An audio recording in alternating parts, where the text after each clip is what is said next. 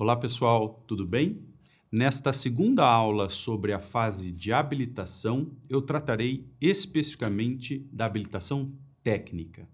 Esse assunto foi bem pormenorizado pelo legislador na Lei 14.133 e merece, portanto, uma aula específica.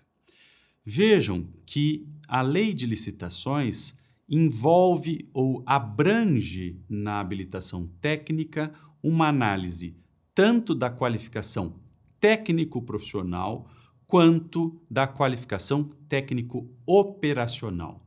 Sob a perspectiva técnico-profissional, o que o legislador busca é criar mecanismos para verificar se os licitantes têm profissionais habilitados e com experiência atestada para executar o contrato.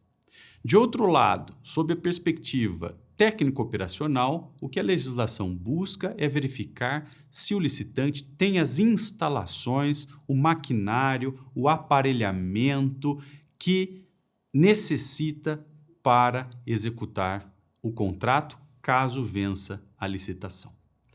O artigo 67 da lei traz uma lista da documentação sobre a habilitação técnica. Vamos ver, portanto, alguns detalhes dessa normatização.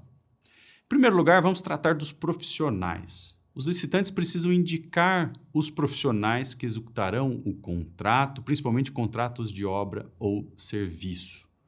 É muito importante que esses profissionais participem da execução do contrato caso o licitante vença. Então vejam, o licitante não pode pegar o currículo de uma ou outra pessoa para vencer a licitação e depois executar o contrato por meio de pessoas que não têm nenhuma relação com aquelas que foram indicadas na licitação. É completamente proibido o aluguel de currículo.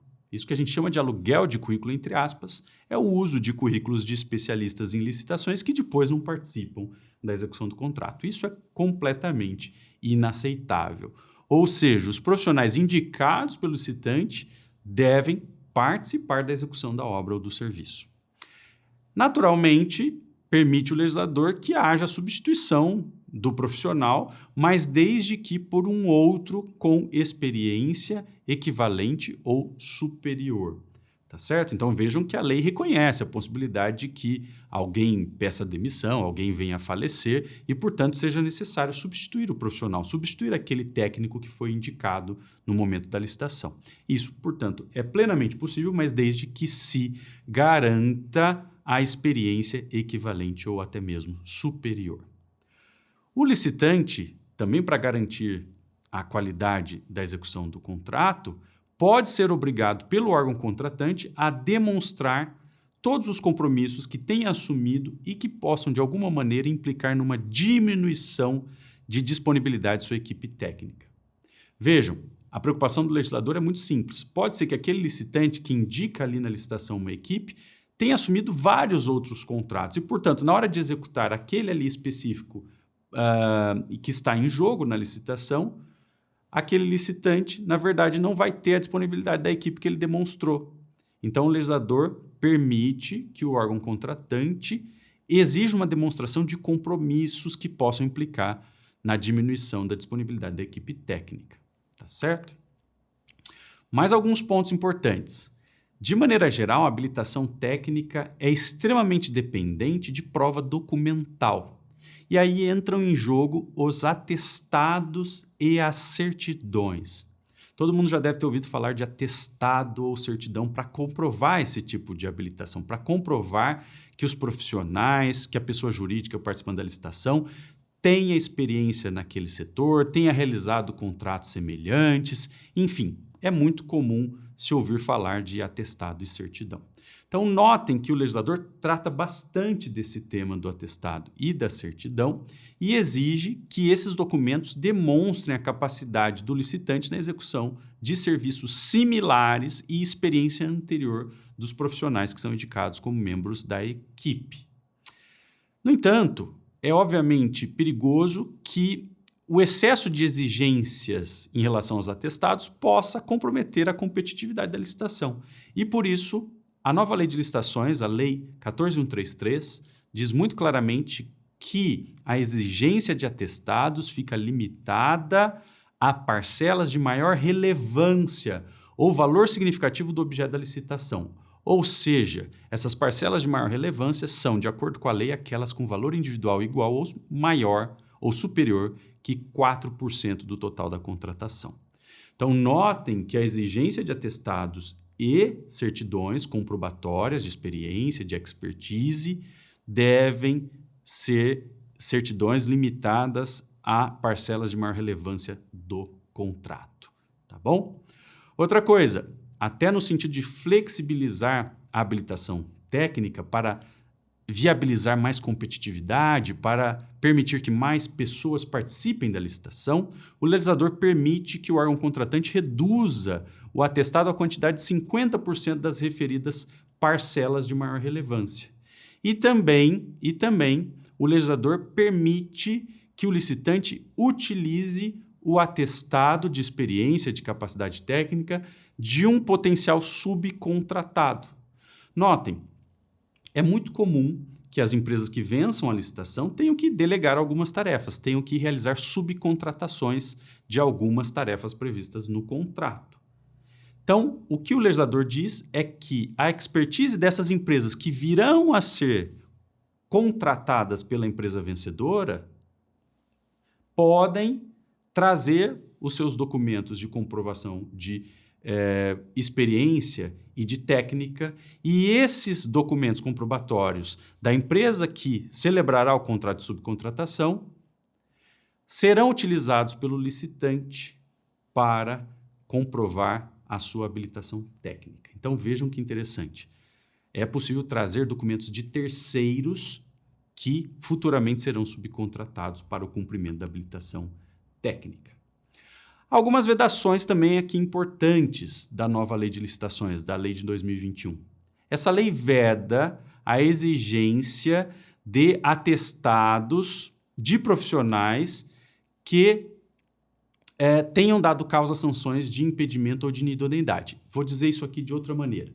A lei veda que qualquer licitante possa juntar atestados de profissionais que tenham dado causa a sanções de impedimento ou inidoneidade.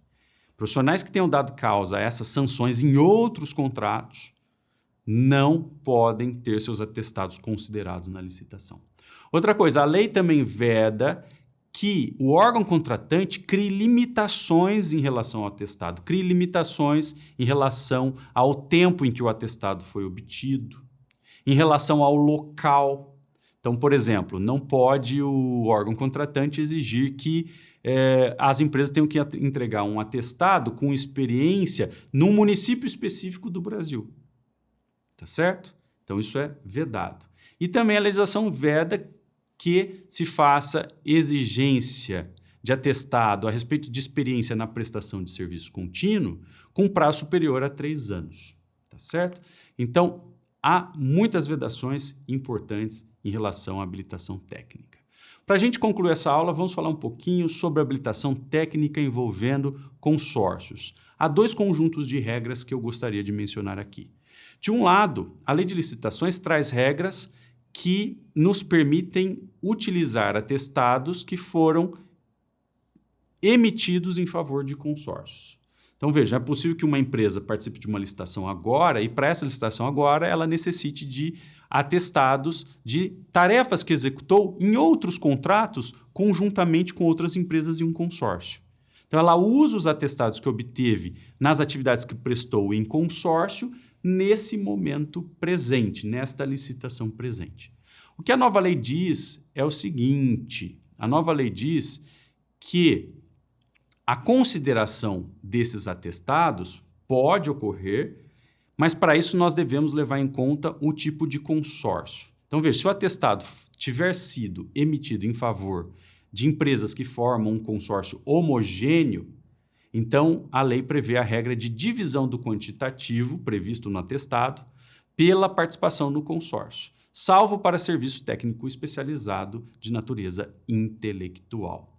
Então vejam, se há um atestado com um determinado quantitativo e todas as empresas que estavam no consórcio agiram de igual maneira, então aquele quantitativo deve ser dividido pelas empresas que participaram do consórcio, tá certo?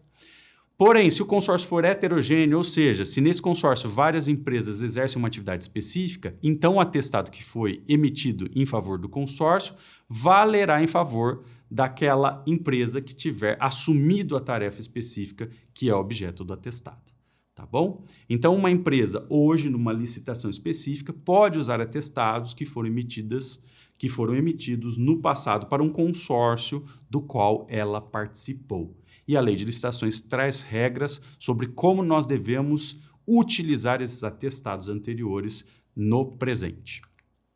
Além disso, para fechar, a Lei de Licitações traz regras também sobre consórcios, mas aqui de maneira diferente para a situação em que eles participam da licitação. Ou seja, aqui nós estamos falando de regras sobre empresas que se juntam, que formam um consórcio para concorrer na licitação. O artigo 15, inciso 3º, admite para a habilitação técnica, especificamente, o somatório dos quantitativos que constem dos atestados de cada um dos membros do consórcio. Então, vejam, é possível que os consorciados somem os seus atestados com seus respectivos quantitativos para atingir o quantitativo exigido pelo edital. Notem também que a lei, mais uma vez, trata de substituição do consorciado, não é? Trata aqui de substituição de pessoas. E diz o seguinte: se aquela empresa que participa do consórcio for substituída por outra, será importante preservar o mesmo quantitativo que tiver sido indicado inicialmente. Então, há várias normas na Lei de Licitações sobre substituição, e aqui, mais uma vez, isso aparece. Portanto, se um consórcio vem a concorrer numa licitação e, posteriormente, uma das empresas sai desse consórcio, a empresa que entra no lugar da que saiu deve ter um quantitativo igual ou superior àquela que se retirou. Tá bom? Então, com isso, nós concluímos a análise da habilitação técnica e, nas próximas aulas, trataremos de outros critérios da habilitação na nova lei. Um grande abraço.